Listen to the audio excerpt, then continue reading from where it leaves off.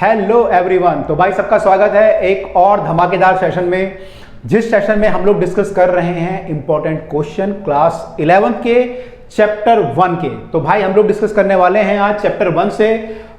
वैसे तो एनसीईआरटी का चैप्टर नंबर 2 है ये, लेकिन अभी क्योंकि 1 चैप्टर आउट है तो हम इसको 1 ही बोलेंगे। तो आज हम डिस्कस करने वाले हैं derivation of formula using dimension. तो इसमें हम वो क्वेश्चन देखने वाले हैं डेरिवेशन करने के, जो कि हम डायमेंशन का यूज करके ड्राइव कर सकते हैं और जो आपके पेपर के लिए आपके स्कूल के जो एग्जाम है उसमें इंपॉर्टेंट है और जो ज़्यादातर स्कूलों में बार बार रिपीट होते रहते हैं, वो क्वेश्चन हम आज देखने वाले हैं। तो देखते हैं भाई आज क्या क्वेश्चन हम लोग करने वाले हैं। इसके अलावा हम बाकी जो पार्ट हैं वो कर चुके हैं, काफ़ी सारे पार्ट इसके। ये जो है पार्ट नंबर 6 है, तो भाई बाकी पार्ट भी आप लोग देख सकते हैं। तो आज हम डिस्कस करने वाले हैं, इस क्वेश्चन से स्टार्ट करते हैं। The frequency of vibration of a string depend on the length of the string, tension in the string and mass per unit length of the string.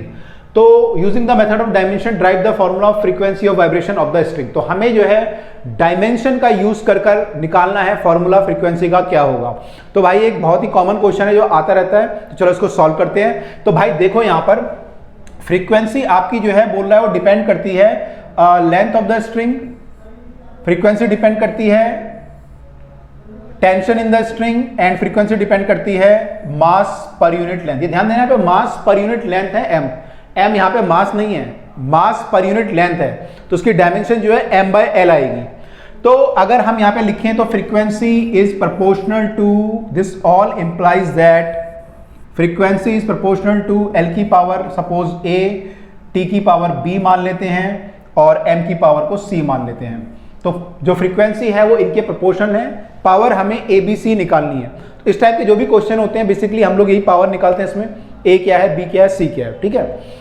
तो यहां पर जो है फ्रीक्वेंसी को हम लिख सकते हैं इक्वल टू कर लेते हैं, कांस्टेंट एक ले लेते हैं, एल की पावर ए, टी की पावर बी, एम की पावर सी, ठीक है। अब यहां पर अगर हम डायमेंशन वाइज देखें तो दोनों तरफ डायमेंशन बराबर होनी चाहिए, लेफ्ट हैंड साइड और राइट हैंड साइड। ये हमारा जो फॉर्मूला बना है दोनों तरफ क्या होना चाहिए, डायमेंशन बराबर होनी चाहिए। तो डायमेंशन जो है अब आपको लिखनी है दोनों तरफ। फ्रीक्वेंसी की डायमेंशन पहले देखिए क्या होती है, एल की क्या होगी, टी की क्या होगी, एम की क्या होगी। तो क्योंकि आप लोग काफी पढ़ चुके होंगे तो मैं डायरेक्ट लिख देता हूँ यहाँ पे फ्रीक्वेंसी की डायमेंशन। फ्रीक्वेंसी क्या होता है, 1 बाय टाइम पीरियड होता है, तो उसकी जो डायमेंशन आएगी वो टी की पावर -1 आएगी। तो आप लिखोगे यहाँ पे dimensionally both are equal, hence T की पावर -1 इज इक्वल टू, अगर मैं डायमेंशन की बात करूं तो देखो के की कोई डायमेंशन नहीं होगी यहाँ पे, तो के को हम हटा सकते हैं, के को लिखने की जरूरत नहीं है जब हम डायमेंशन की बात कर रहे हो। एल की पावर ए, तो एल की डायमेंशन एल हो जाएगी क्योंकि लेंथ है यहाँ पे दिया हुआ है, लेंथ ऑफ द स्ट्रिंग। अच्छा टी क्या है, टेंशन है। टेंशन क्या होता है, स्ट्रिंग में एक तरह का फोर्स होता है, क्या होता है, फोर्स। तो इसको जो डायमेंशन लिखेंगे वो हम फोर्स की डायमेंशन लिखेंगे, यानी ml t-2 लिखेंगे। पावर आपको टेंशन की पावर बी दी हुई थी तो बी लगानी है यहाँ पे। ये जो है m, अब यहाँ पे ध्यान देना सब लोग, मास पर यूनिट लेंथ है, तो डायमेंशन हमारी जो आएगी m बाय एल आएगी, या हम ml पावर -1 कर सकते हैं। तो ये m की डायमेंशन आई इनटू c। तो भाई ध्यान से देखिएगा मास पर यूनिट लेंथ है, राइट। अब हमें क्या करना होता है, दोनों तरफ हमें m, l और t की डायमेंशन कंपेयर करनी होती है ऐसे क्वेश्चन में, ठीक है। अगर कोई और वेरिएबल होता, मान लो थीटा होता है यहाँ पे, कुछ एंगल आप सॉरी अगर आपका टेम्परेचर होता है या कुछ और चीज होती है मान लो, तो वो भी हम कंपेयर कर सकते थे यहाँ पे। लेकिन यूजुअली 3 चीजें होती हैं, m, l और t, तो हम जो है 3 चीजों को कंपेयर करके a, b और c को निकालते हैं। तो कंपेयरिंग बोथ द साइड अगर हम करेंगे, पहले हम सब लोग इसको यहाँ पे पावर एक साथ ऐड कर लेते हैं। तो m की पावर देखो यहाँ पे क्या क्या आएगी, एक तो पावर b आ जाएगी यहाँ से, एक पावर c आ जाएगी, तो b प्लस c। m से स्टार्ट करते हैं, फिर l ले लेते हैं। यूजुअली हम m पहले लिखते हैं, l फिर t लिखते हैं, है ना। लेकिन जरूरी नहीं है, आप m, l और t को आगे पीछे भी लिख सकते हैं, लेकिन यूजुअली हम ऐसा करते हैं। तो l की पावर यहाँ पे कितना आएगा, b, और यहाँ से कितनी पावर आ जाएगी, -c। तो b - c, l की आ गई पावर। t की पावर अगर आप देखोगे तो केवल t जो है यहाँ पे आ रहा है, तो -2b जो है t की पावर हो गई, और ये किसके बराबर है, t की पावर -1 के बराबर है। आई होप आप लोग देख पा रहे होंगे, t की पावर -1 इक्वल टू m की power b plus c, l की पावर b - c, t की पावर -2b। आप दोनों तरफ कंपेयर कर लेते हैं। On comparing both the side what do we get, we get that t की पावर, अगर मैं m की पावर कंपेयर करूं पहले, तो उधर तो पावर 0 है m की कोई पावर नहीं है, m की पावर 0 है, तो 0 equal to b plus c। l की पावर अगर मैं कंपेयर करूं तो 0 equal to b minus c, और t की पावर अगर कंपेयर करूं तो -1 इक्वल टू -2b आ जाएगा, -1 इक्वल टू -2b आ जाएगा, राइट। अब हमें यहां से ए बी और सी की वैल्यू निकालनी है, ए बी और सी की वैल्यू निकालनी है। मैंने कुछ शायद गलत कर दिया क्योंकि ए तो कहीं आ ही नहीं रहा, यहाँ पे गलत कर दिया हमने। यहाँ पे आप देखेंगे तो एल की पावर ए थी, तो एल की पावर ए, टी की पावर बी और एम की पावर सी, राइट। तो हमने जो पावर ली है, एम की पावर 2 बार आई होगी तो बी प्लस सी आई है, करेक्ट है। एल की पावर हमने ली होगी तो बी माइनस सी, और एक पावर ये भी थी यहाँ पे, तो ए प्लस बी माइनस सी आना चाहिए था यहाँ पे, राइट। ये हमने गलत कर दिया। तो यहाँ पे जो है इरेजर, तो एल की पावर जो आ रही है वो जो है ए, यहां से बी, यहां से ए आई पावर, यहां से क्या आई, बी आई है प्लस में, और यहां से क्या आएगा सी, और -1 करेंगे तो माइनस सी हो जाएगा, ठीक है। तो जब दोनों साइड आप कंपेयर करोगे तो ये आया। एक बार टी को भी चेक कर लेते हैं, टी की पावर केवल यहीं पे थी तो ये तो ठीक है, ठीक है, ओके। तो 0 equal to B plus C, 0 equal to B minus C plus A, इस वाले ए को मैंने यहां लिख दिया, और -2b इक्वल टू 1, ठीक है। तो ये हमारा कुल मिला के आया है। अब हम वहां से स्टार्ट करते हैं जो हम इजीली सॉल्व कर सकते हैं। क्या सॉल्व कर सकते हैं, यहाँ पे b को निकाल सकते हैं इजीली, माइनस से माइनस काट देते हैं तो b की डायरेक्ट यहां से आंसर आ गया, b इज हाफ, तो b हमारा हाफ आ गया डायरेक्टली, ठीक है। अब हमें c और a चाहिए, तो इसके बाद क्या करोगे, इसके बाद आप इसको यहां पुट कर सकते हो। अगर आपने थोड़ा सा भी दिमाग लगाओगे, कॉमन सेंस लगाओगे, तो भाई यहाँ पे जो है हम लोग b की वैल्यू पुट करेंगे, c आ जाएगा डायरेक्ट। तो c निकाल लेते हैं, c कितना आएगा, -b आएगा, इसको यहाँ लाएंगे तो -b आएगा, तो -b कितना हो जाएगा, -1/2 हो जाएगा। तो c की पावर, c की वैल्यू क्या आ गई, -1/2। मैं डायरेक्ट लिख रहा हूं, आप लोग सॉल्व कर सकते हो। तो भाई आपको अब जो है a पता है, सॉरी b पता है और c पता है, तो a निकालना है तो यहां पुट कर देंगे। तो अगर आप वैल्यू पुट करोगे b और c की यहां पर, तो a आ जाएगा। तो क्या लिखेंगे हम, 0 equal to b minus C plus a है, तो मैं यहीं पे लिख देता हूं यार, आई डोंट नो यहाँ पे जगह है या नहीं है, अगले पेज पे सॉल्यूशन है। तो एक बार हम यहाँ पे जगह बना लेते हैं। पहले हम लोग क्या करते हैं, यहाँ पे ऐड कर लेते हैं, हम लोग यहाँ पे स्लाइड एक ऐड कर लेते हैं, ला ला ला ला, आगे भी ऐड कर लेते हैं क्योंकि आगे भी जरूरत पड़ने वाली है हमें, ठीक है। चलिए, तो आगे भी मैंने ऐड कर लिए स्लाइड्स, राइट। तो अब जो है हम लोग जो क्वेश्चन कर रहे थे वहां पे आ जाते हैं दोबारा, पहला ही क्वेश्चन था ये। तो यहां तक हम लोग आ चुके थे। अब हमें निकालनी थी a की वैल्यू, तो a की वैल्यू जो आ रही है b minus C plus A equal to 0 है, b minus C plus A equal to 0 के बराबर आ रहा है, और जो वैल्यू है b की वैल्यू हाफ है, c की -1/2 है। तो यहां पुट कर लेते हैं, b की वैल्यू हाफ है, c की वैल्यू -1/2 है, तो ये माइनस ऑफ माइनस करेंगे तो प्लस हो जाएगा, आपको दिख ही रहा होगा यहाँ पे, half plus half plus a equal to 0, half को हाफ से ऐड करोगे तो 1 हो जाएगा।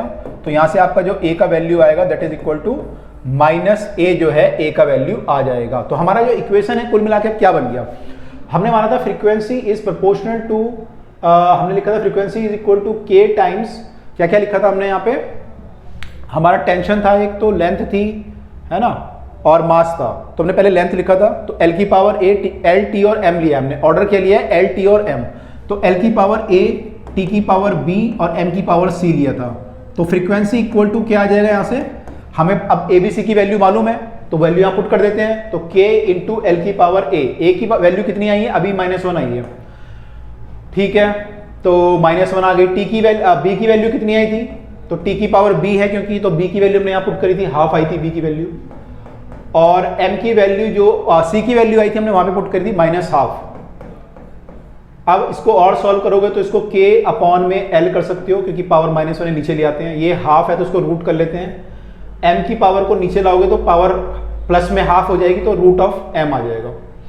तो फॉर्मूला आपका जो बना, frequency is k by l root of t by m, तो ये फॉर्मूला आपका बना, frequency is k by l root of t by m, ठीक है। और ये फॉर्मूला आप लोग जब अगला लास्ट में जब चैप्टर पढ़ोगे, वेव वाला जो आपका टॉपिक है, वेव्स एंड ऑसिलेशन, तो वहां पे जो है फॉर्मूला आपका आता है, और वहां पे जो है ये आपको पता चलेगा k की वैल्यू क्या आती है, वहां पे n आता है, वहां पे nv/2l, ठीक है। तो यहाँ पे जो है नंबर होता है एक तरह का ये, तो ये डायमेंशन लेस क्वांटिटी है। तो आपका जो फ्रीक्वेंसी आई है वो root of t by m into L upon में l आया है, और m जो है मास पर यूनिट लेंथ है, ठीक है।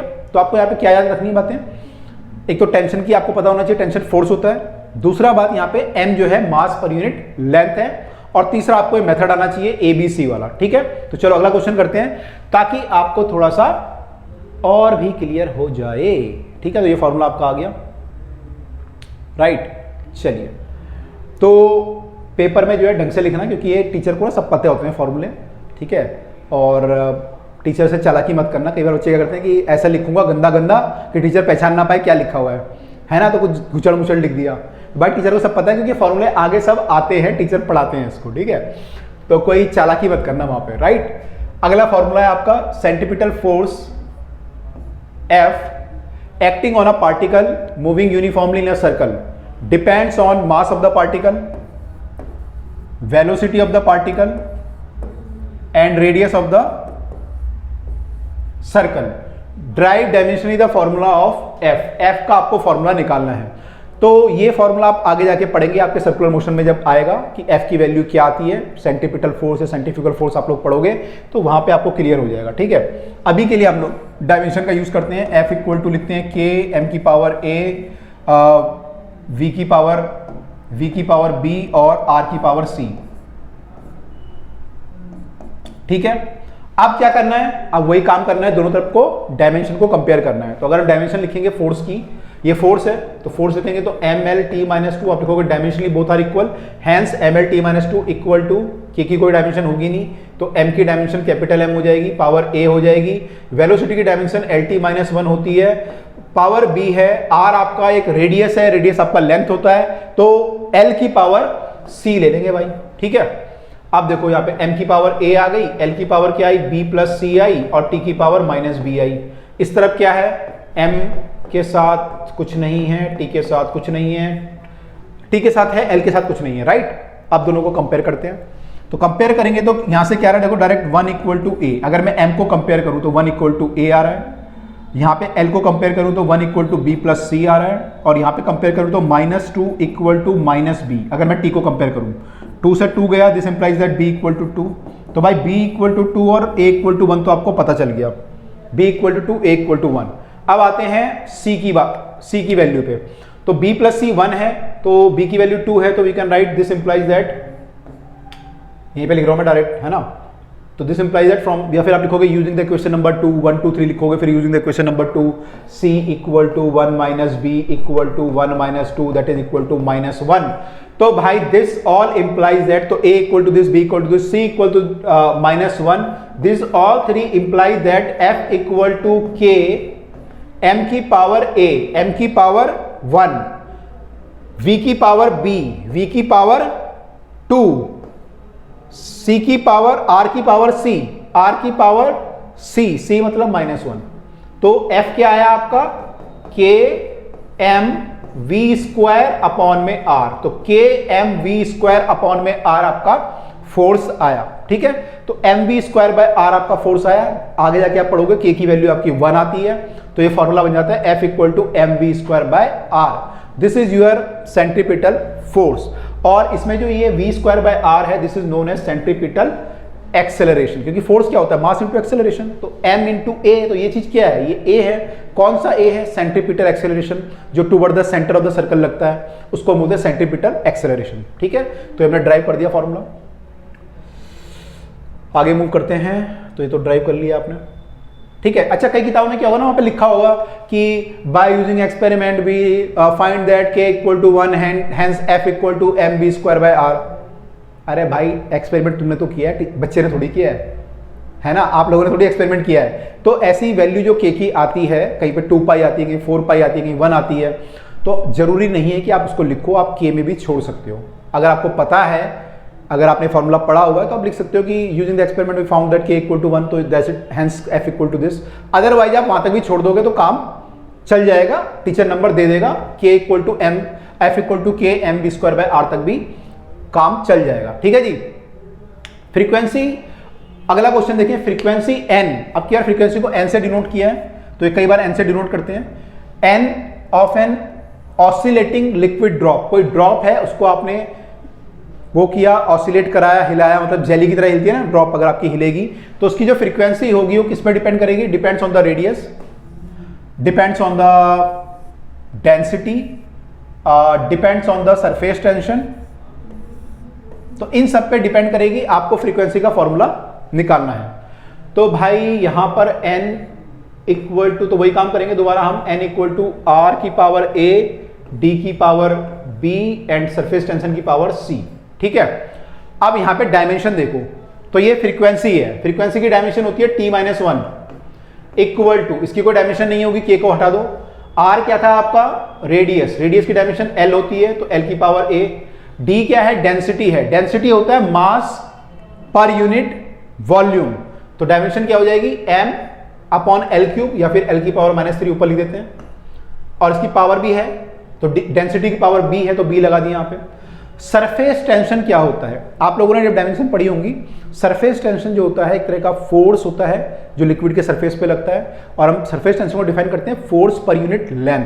अगर कोई लिक्विड की पूरी एक लेयर है, उस पर कितना फोर्स लग रहा है पर यूनिट लेंथ हम निकालते हैं। जैसे मान लो बीकर में पानी भरा हुआ है, तो बीकर में जो है ये जो ग्लास का सरफेस होता है, इस पर फोर्स लगाता है चारों तरफ से, तो चारों तरफ से फोर्स लगाता है इस पर, इसको खींचता है अपनी तरफ को, तो ये पूरे पैरामीटर पे फोर्स लगाएगा 2πr पे। तो अगर हम फोर्स पर यूनिट लेंथ निकालें F/2πr कर दें, उसको हम बोलेंगे सरफेस टेंशन। तो इसकी डायमेंशन क्या होगी, इसकी डायमेंशन होगी फोर्स पर यूनिट लेंथ। तो फोर्स होता है mlt-2 और पर यूनिट लेंथ करोगे तो ये 0 हो जाएगा।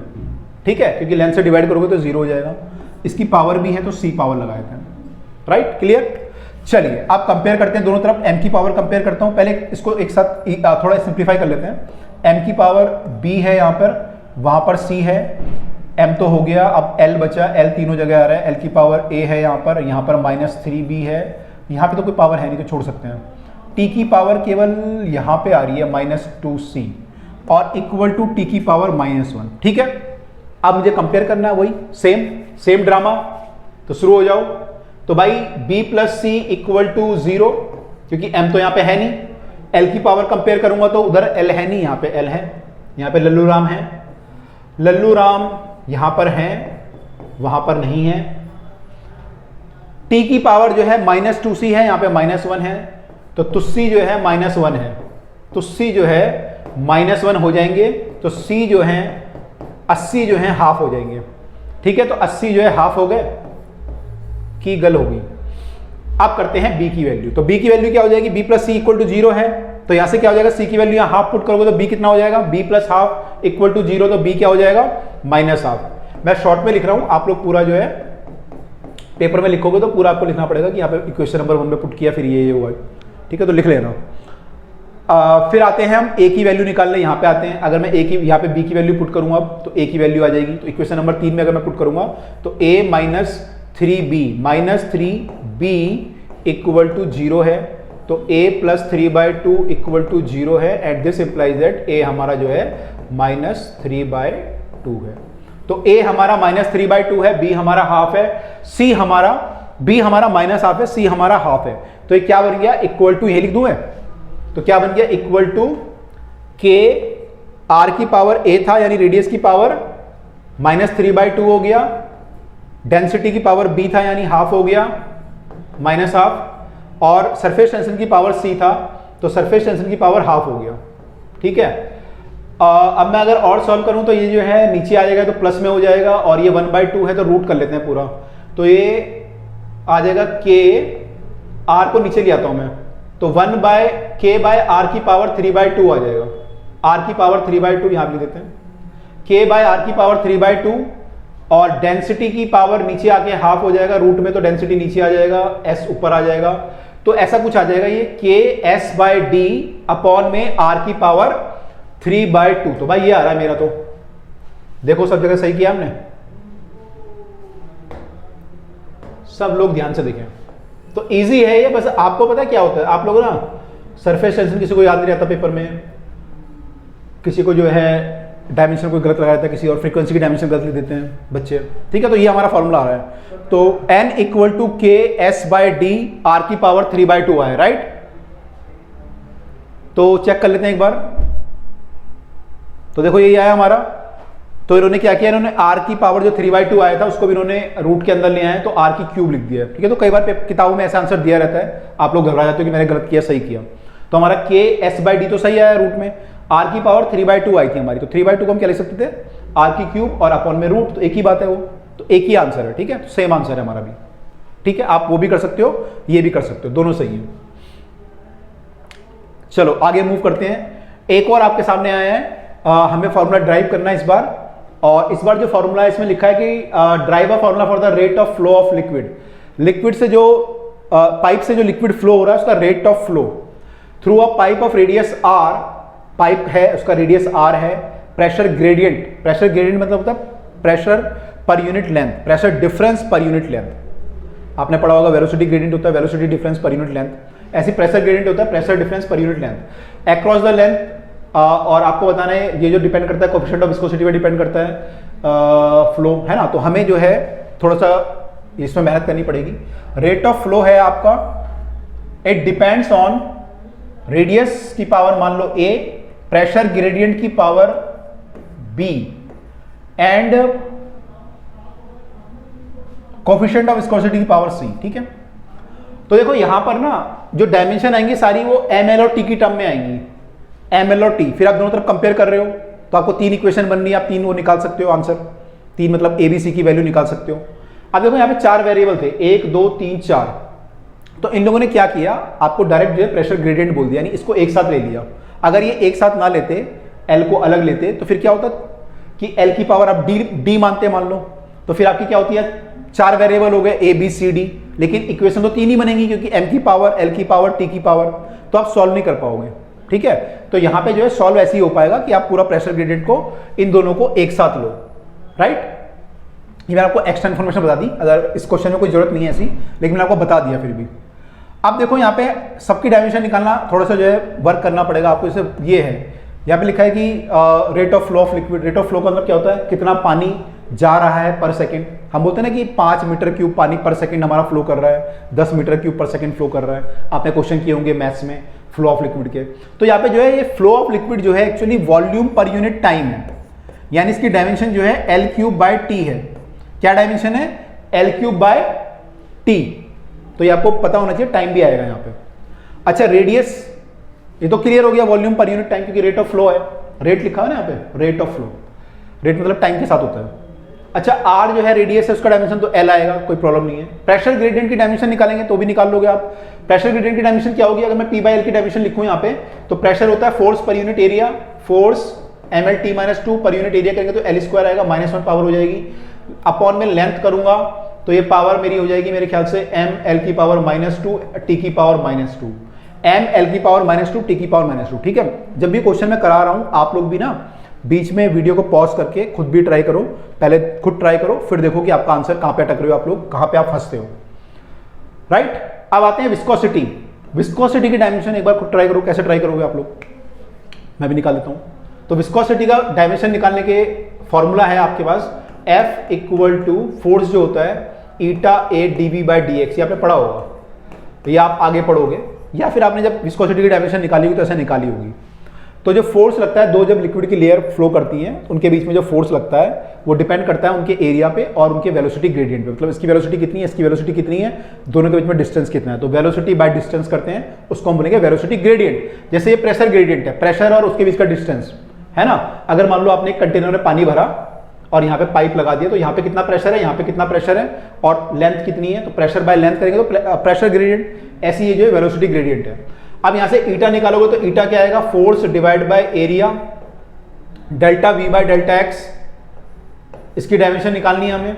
फोर्स की डायमेंशन आपको पता है mL/T-2 होती है, एरिया की L² हो जाएगी, लेंथ इनटू ब्रेथ करेंगे तो वेलोसिटी L/T-1 होती है और अपॉन में लेंथ हो जाएगा, L से L कट जाएगा क्योंकि लेंथ है, डेल्टा x मतलब डिस्टेंस दोनों के बीच का। डेल्टा y भी लिखा रहता है कई बार, डेल्टा x भी लिखा रहता है, डेल्टा r भी लिखा रहता है कई बार, ठीक है। तो ये लेंथ है कुल मिला के, ये कट गया आपका। अच्छा अब क्या बचा भाई, अब मेरा बचा यहां पर m, L जो है ऊपर 1 पावर है, नीचे 2 है, तो ये ऊपर जाके -2 हो जाएगी, तो 1 में से 2 गए तो -1 बचा।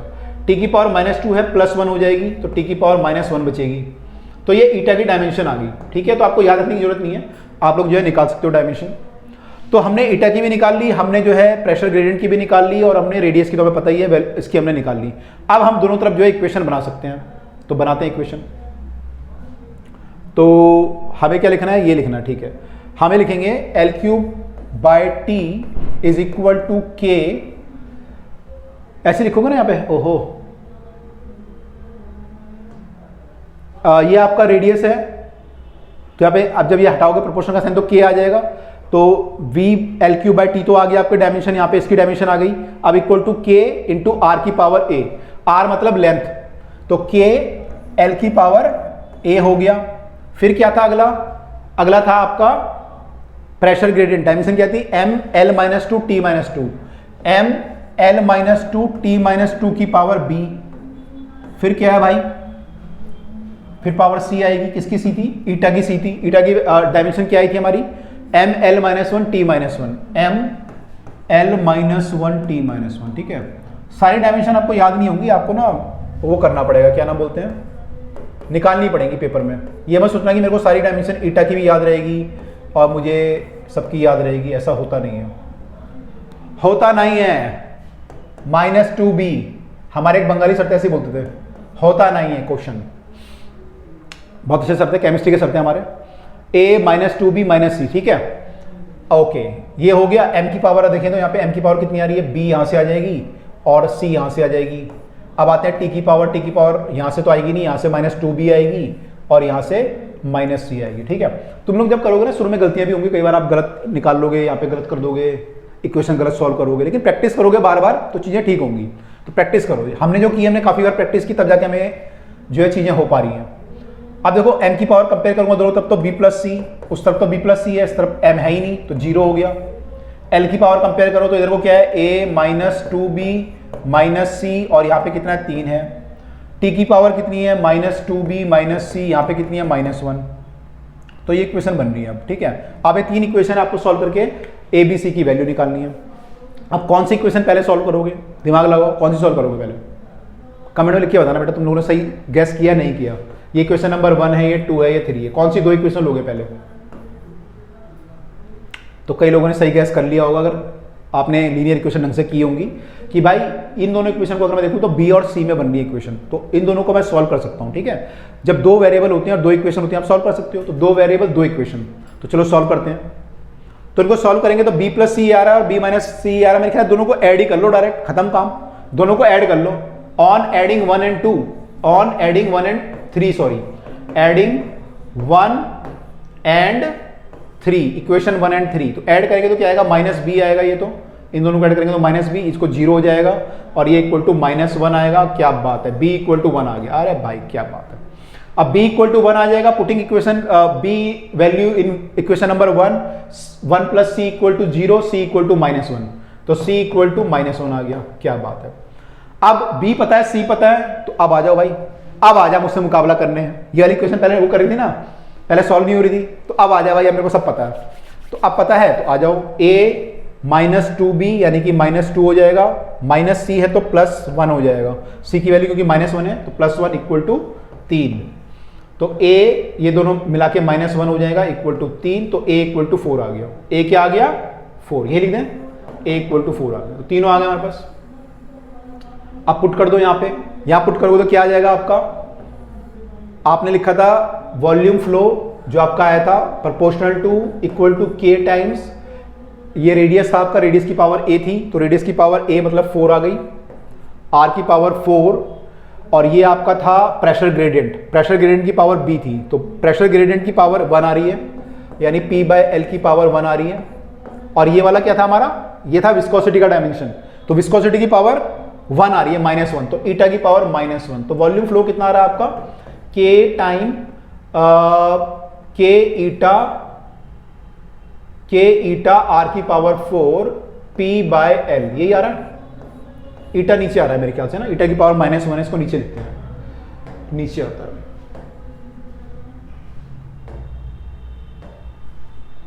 तो ईटा नीचे आ जाएगा।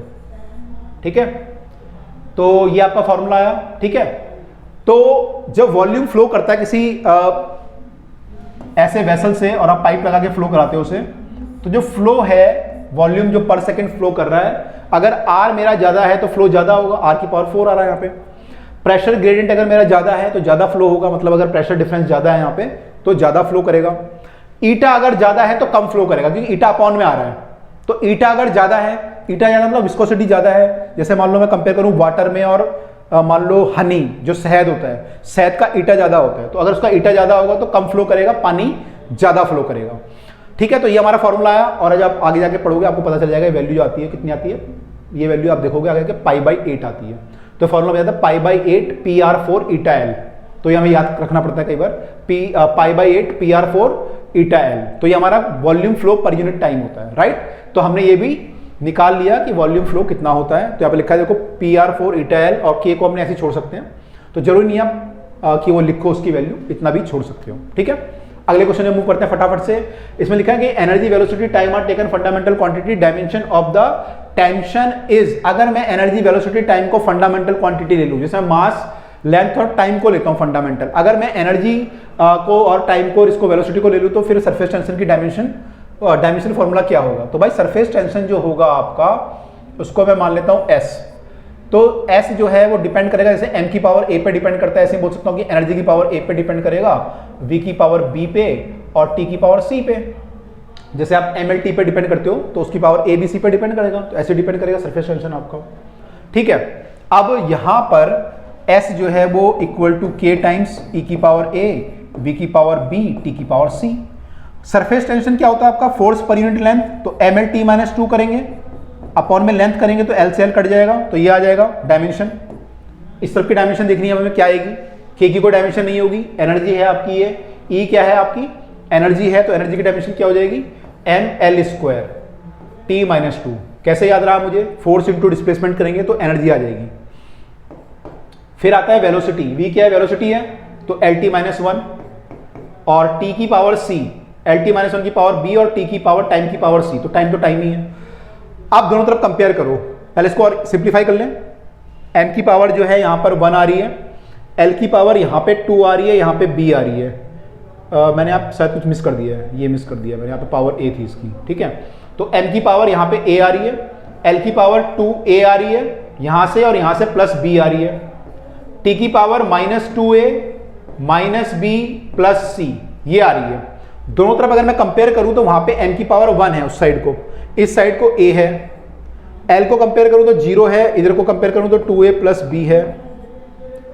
अगर यहाँ पे t की पावर कंपेयर करूं तो -2 है उस तरफ, इस तरफ जो है -2a माइनस बी प्लस सी है। अब मैं इससे वैल्यू निकालूं तो a की वैल्यू तो निकल ही गई, यहाँ से b की वैल्यू निकाल लेंगे तो a की वैल्यू यहाँ 1 पुट करेंगे तो ये 2 हो जाएगा, b इक्वल टू -2 हो जाएगा। ठीक है जी, यहाँ पे जो है a की वैल्यू पुट करेंगे तो क्या आएगा, ये आ जाएगा आपका -2 इक्वल टू a की वैल्यू 1 है तो -2 माइनस बी मतलब +2 हो जाएगा, माइनस बी की जगह पे प्लस सी। 2 से 2 काट गया, c ये यहाँ चला गया, c इक्वल टू -2 आ गया। तो भाई क्या इक्वेशन आ गई आपकी, a की वैल्यू 1 आई, b की वैल्यू -2, c की पावर -2, यानी क्या आ गया, इसकी डायमेंशन क्या आई, सरफेस टेंशन की डायमेंशन। अगर डायमेंशन की टर्म में बात करूं तो e की पावर a थी यानी एनर्जी की पावर 1, वेलोसिटी की पावर b यानी कि -2, और t की पावर c यानी t की पावर ये भी -2 आ रही है, -2। तो e v की पावर -2, t की पावर -2, यानी कि मेरा ऑप्शन कौन सा मैच कर रहा है, -2 एंड माइनस, ये वाला ऑप्शन मैच कर रहा है, बी आंसर मैच कर रहा है। तो भाई मेरी जो डायमेंशन होगी वो ये होगी। तो इस टाइप के जो भी क्वेश्चन आएंगे कि अगर मैं इसको डायमेंशन ले लूं तो क्या होगा, तो हम इससे सॉल्व कर सकते हैं। ठीक है, ऐसे क्वेश्चन को आप कई बार कई बच्चे वो भी कर जाते हैं, क्या नाम बोलते हैं, मिक्स कर देते हैं। एक क्वेश्चन ऐसा भी आता है कि अगर मैं इसकी एनर्जी को जो है यूनिट ये लूँ और इसकी यूनिट ये लूँ, इसकी यूनिट ये लूँ, तो इसकी यूनिट क्या होगी, है ना, सरफेस टेंशन की यूनिट क्या होगी। तो वो क्वेश्चन जो है वो अलग है, वो n1u1 इक्वल टू n2u2, वो यूनिट कन्वर्जन वाला क्वेश्चन है। और ये जो क्वेश्चन है डायमेंशन निकालने वाला क्वेश्चन है, दोनों में डिफरेंस है। ठीक है, ओके बच्चा, डन। चलिए, तो भाई आज हमने जो है ये फॉर्मूला ड्राइव करने देख लिए सारे कैसे हम करते हैं। तो आई होप कि सबको समझ में आया होगा, और भाई पेपर में सब लोग इस क्वेश्चन को तो करके ही आना, छोड़ना नहीं भाई, है ना, इतना कराया तो छोड़ना नहीं है। ठीक है, चलिए तो आपसे मिलते हैं अगले सेशन में कुछ और क्वेश्चंस के साथ। तब तक के लिए बाय एंड टेक केयर।